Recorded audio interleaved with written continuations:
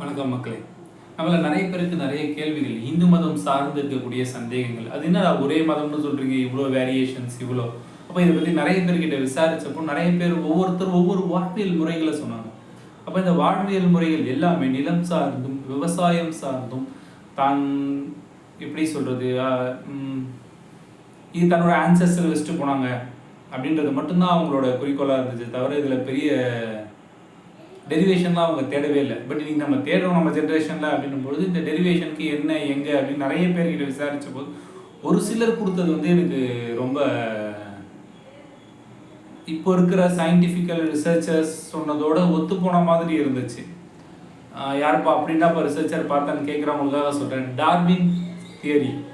அவர் என்ன சொல்கிறாருன்னா, புதுசாக ஒவ்வொரு இடத்துலையும் ஒவ்வொரு விஷயம் அழியும் பொழுதும் ஒவ்வொரு புது உயிரினம் வருது. அந்த ஒவ்வொரு உயிரினமும் நமக்கு முன்னாடி அழிந்து போன அந்த உயிரினத்தை முன்னோர்களாக கொண்டு தான் வருது அப்படின்ற மாதிரி சொல்கிறாரு.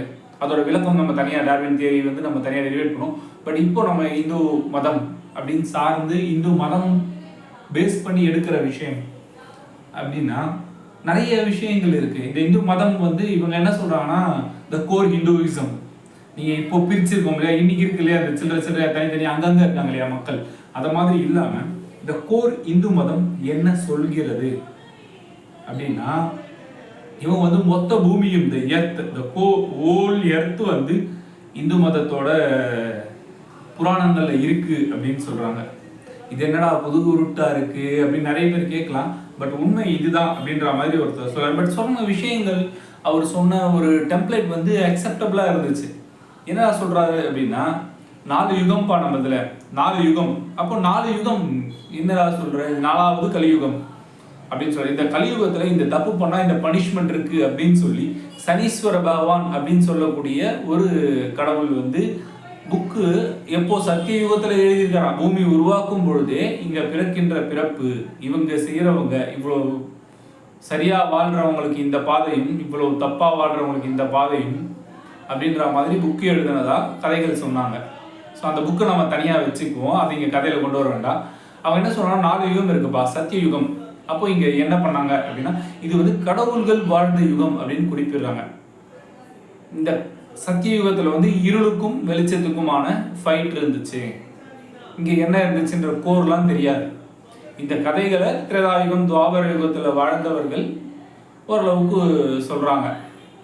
இந்த சத்தியுகத்தின் இறுதியில், த எண்ட் ஆஃப் த சத்திய யுகா தான் இந்த பூமி வந்து படைக்கப்பட்டதாகவும் இந்த உயிரினங்களுக்கான உருவாக்கம், மனித உயிரினத்திற்கான உருவாக்கம் இருந்ததாகவும் கதைகள் சொல்றாங்க. சத்திய யுகத்தோட அழிவுல அப்போ திரேதாயுகம் துவாபரயுகம் இது ரெண்டும் இந்த பூமியில நடந்திருக்கு. சத்தியுகத்தோட அழிவில் இந்த கலியுகம் நடந்ததாகவும், துவாபர யுகத்திலையும் திரேதாயுகத்திலையும் இந்த பூமியோடைய மற்ற கிரகங்களும், நமக்கு இன்னைக்கு வந்து நம்ம ஹியூமன் இங்கே வாழ்றோம், எதிர என்ன வாழுதுல கட்டுக்கதையான ஏலியன் கதைகள் எல்லாம் நம்ம நம்புறோம் இல்லையா. அப்போ முன்னாடி ஏற்கனவே இருந்திருக்குன்னு தான் அர்த்தம். ஒரு சினிமாவே நம்புறோம் நம்ம, ஏன்னா அது ஃபாரின்காரன் எடுக்கிறான்றதுனால இல்லை, நம்ம நாட்டில் எடுத்தால் நம்ம நம்ப மாட்டோம் அப்படின்ற மாதிரி தான் இருக்கு இன்னைக்கு.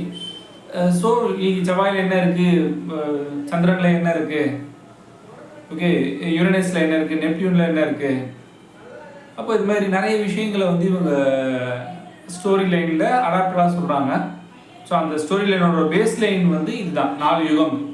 அப்போ சத்தியுகம் கடவுள்கள் வாழ்ந்த யுகம். என்னப்பா இன்னைக்கு இந்து ரிலீஜியஸ்ன்னு சொல்லிட்டு எங்கெங்கேயோ யாரோ சொன்ன கதைகளுக்கெல்லாம் சொல்கிற அப்படின்னு நிறைய பேர் யோசிக்கலாம். பட் இந்த கதைகள் தான் நம்ம வாழ்வியல் தர்மம்னு அவங்க இன்றும் நம்பக்கூடிய ஒரு பெருமக்கள் இருக்காங்க.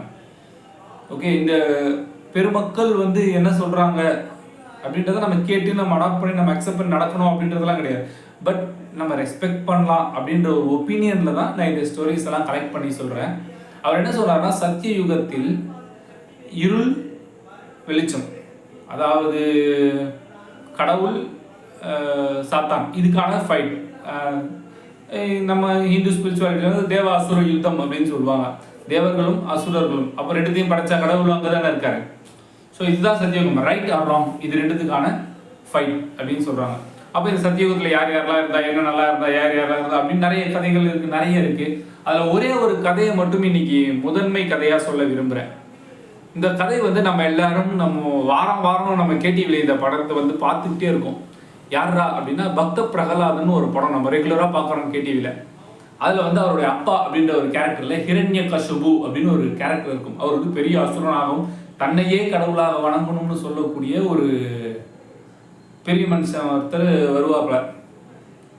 அவரை பற்றி இந்த கதையில் சொன்னாங்க, அதனால அதை மென்ஷன் பண்ணி சொல்கிறேன். அவர் வந்து இன்றும் அவர் வந்து சாகா வரம் பெற்றவர், விஷ்ணுவுடைய பக்தர். ஆனால் விஷ்ணு கையால் வதம் பண்ணிக்கிற அளவுக்கு வரம் வாங்கி வந்து அவரை வந்து விஷ்ணு வதம் பண்ணார் நரசிம்ம அவதாரம் எடுத்து அப்படின்னு சொன்னார். பட் இன்னைக்கு இந்த சத்தியயுகத்தில் அந்த ஹிரண்யகசிபு அழியவில்லை அப்படின்னு நிறைய பேர் நம்பியிருக்காங்க.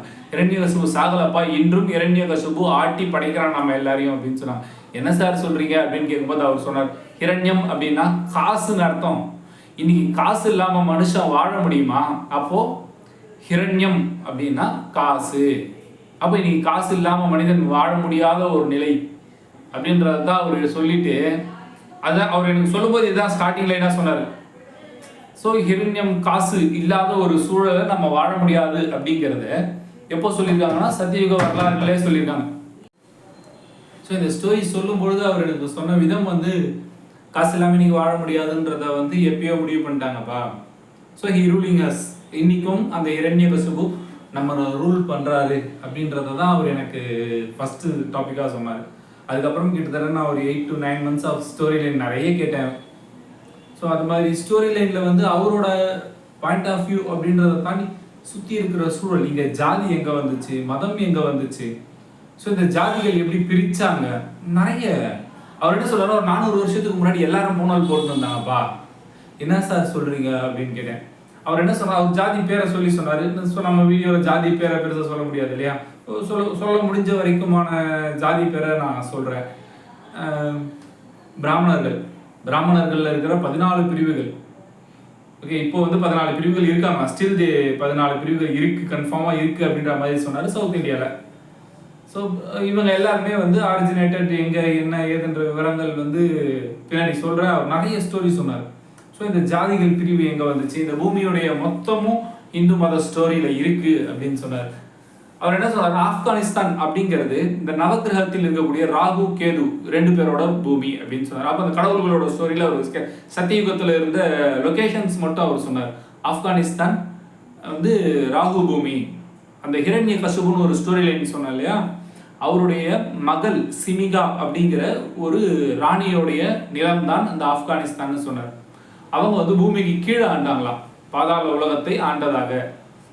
ஸோ அவங்க அந்த ஆப்கானிஸ்தானை மையமாக கொண்டு அவங்க வேற ஒரு உலகத்தை ஆண்டார்கள். ஸோ அந்த பிளேஸ் வந்து வேற ஒரு கிரகத்தோட கம்யூனிகேட்டிவாக இருக்கக்கூடிய ஒரு லேண்ட் அப்படின்ற மாதிரி சொன்னார்.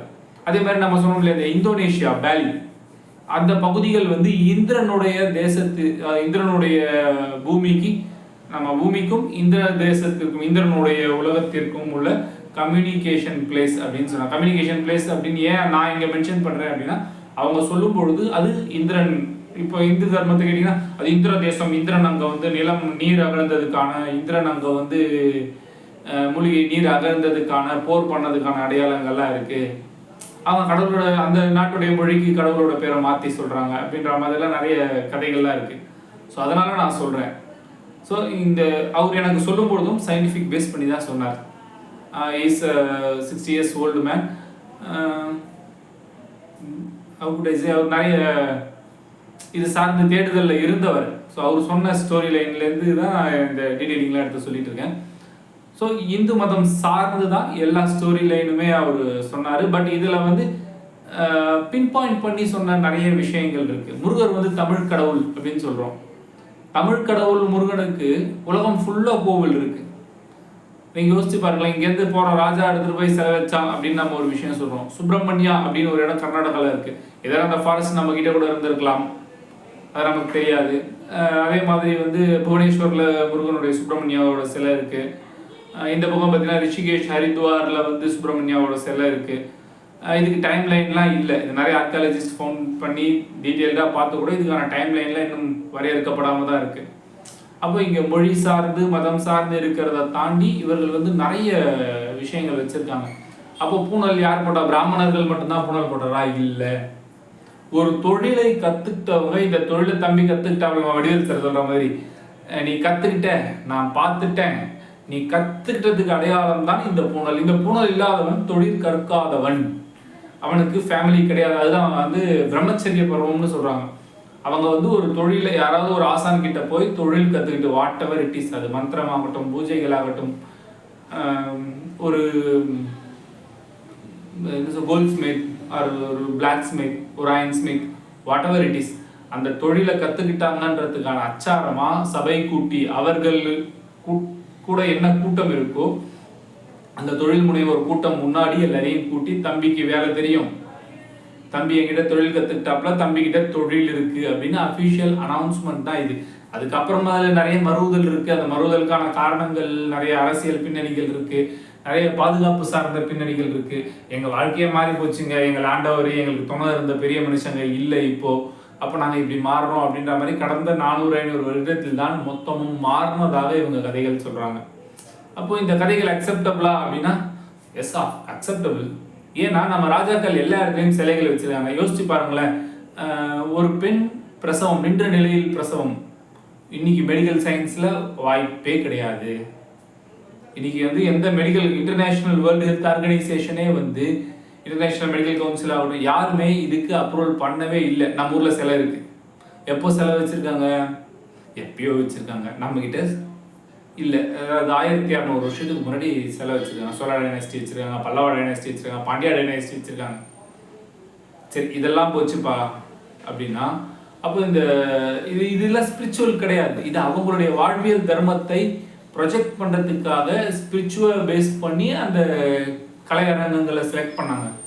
யோசிச்சு பாருங்க, இனி வரைக்கும் கோவிலில் வந்து ஒரு தனி கோட்டையாடு வச்சு அந்த ஒரு தனி மண்டபம்ல கடவுளை ஊஞ்சல் வச்சு, ஏன்னா கடவுள் தான் ராஜா, நம்மளை விட மேலே ஒருத்தர் நம்மளை ஆண்டுகிட்டே இருக்கான் அப்படின்னு சொல்லி ராஜாக்கள் பிலீவ் பண்ணாங்க.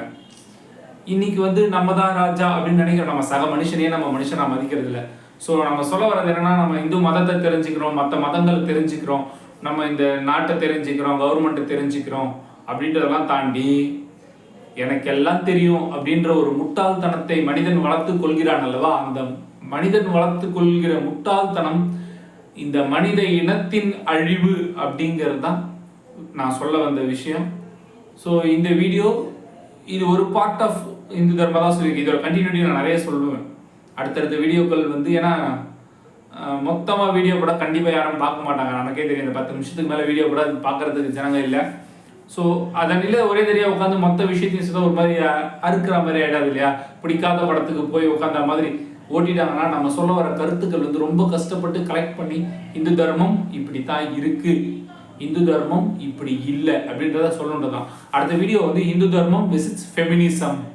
இந்து தர்மம், இந்துக்கள் பெண்களை அடிமைப்படுத்துகிறார்கள், கொச்சைப்படுத்துகிறார்கள். பல இடங்களில் பெண்களுக்கு சுதந்திரம் இல்லை. பெண்கள் வந்து வேலை செய்யறதுக்கு பிறந்தவங்க, குழந்தை பெற்றுக்கிறதுக்கு பிறந்தவங்க, தாசியாக இருப்பதற்கு பிறந்தவர்கள். ஃபர்ஸ்ட் தாசின்ற வார்த்தையே வந்து என்னன்றது புரியாம அந்த வார்த்தையை கெட்ட வார்த்தைன்ற மாதிரி பயன்படுத்திருக்காங்க.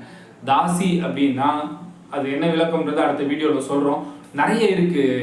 இவங்களுக்கு புரியாத ஒரு விஷயத்தை வைத்துக்கொண்டு இந்து தர்மத்தின் மீது தவறான விஷயங்கள் வச்சிருக்காங்க. எந்த தர்மத்தின் மீது வைத்தாலும் இது தப்பு தான். இது இந்து தர்மம்ன்றதுனால நான் சப்போர்ட் பண்றேன் அப்படின்றதெல்லாம் கிடையாது. இது எந்த தர்மத்தின் மீது வைத்தாலும், ஏன்னா இது it's a belief, not for a single human, this for கோடி மக்களுடைய பிலீஃப் இது. அப்போ இது தப்பு அப்படின்னு சொல்லும் பொழுது இதை எங்கு தப்பா காண்பிக்கப்பட்டதுன்றது இதை ஃபாலோ பண்றவங்களுக்கு தெரியணும். அது தெரியாமலே இவங்க பண்ணிட்டு இருக்காங்க. ஸோ இதை பத்தி next video feminism with Hinduism. Thank you. மறக்காம லைக் பண்ணுங்க, ஷேர் பண்ணுங்க, சப்ஸ்கிரைப் பண்ணுங்க.